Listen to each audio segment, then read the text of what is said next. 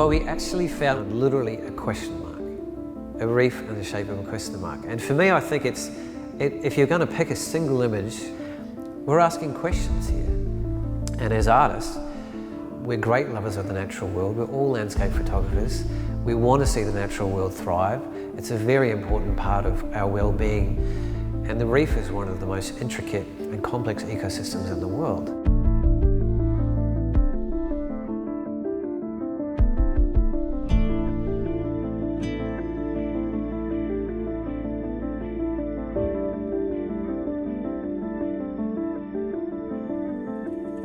We've originally formed back in 2014, so almost 5 years now, and we're a collective of 5, and essentially we all decided to try and pool our resources to try and take on larger scale projects that wouldn't be otherwise possible on our own.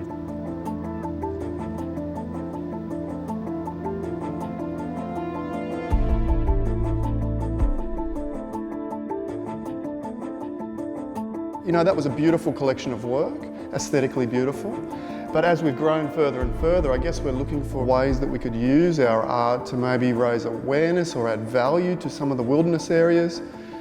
And so we decided the Great Barrier Reef as the next project. But what we couldn't really wrap our heads around was how we were going to create a meaningful, purposeful body of work, knowing that the reef was under tremendous threat.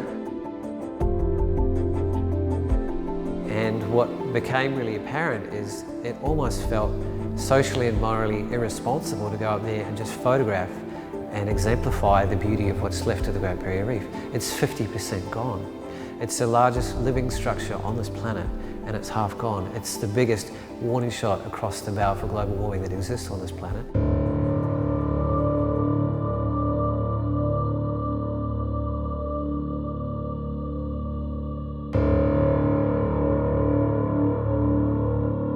It took us a long time, but suddenly a light bulb suddenly went off and we said, well, how about we highlight one of the main threats versus the aesthetic beauty of the Great Barrier Reef? And we decided to shoot the reef, and then we travelled 300 kilometres west to the open cut coal mine seam, and we shot what is aesthetically very beautiful images of a devastating beauty, if you like, of the open cut coal mines. Very abstract, very aesthetically beautiful.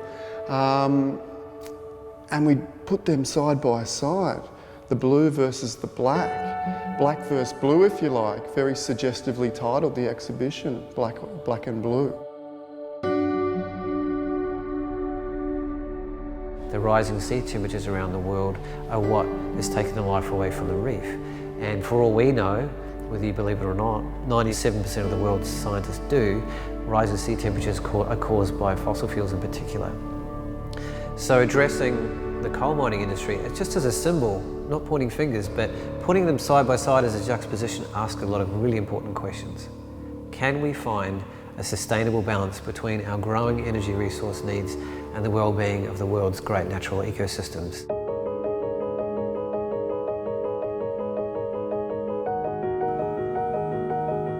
Before I was a full-time professional photographer, I was an engineer, and I was actually a renewable energy engineer and working in projects, building wind farms or solar farms. So I always want to give to the environment, and that was my way of giving to the environment. And now working as a photographer, working in these kind of projects, it's another way of giving, yeah.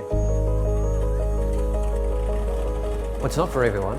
Hanging out of fast-moving metal objects in the sky, literally on harnesses and leaning right out, sometimes in hundreds of kilometres an hour of wind flow, you need to have a very good understanding of how to handle it technically. And also, everything moves so quickly. Your compositions change every second.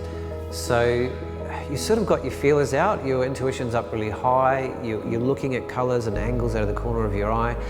Where is there a shift in tone or transition? Where is there an emotive kind of corner that juxtaposes certain things? Where is a sense of emotion? Where is an alignment? Where is a graphical shape that's going to come together? And often you don't literally take the exact composition you want. We use very high resolution cameras. So later we can sometimes even create 1, 2, 3 or 4 different images out of the same capture.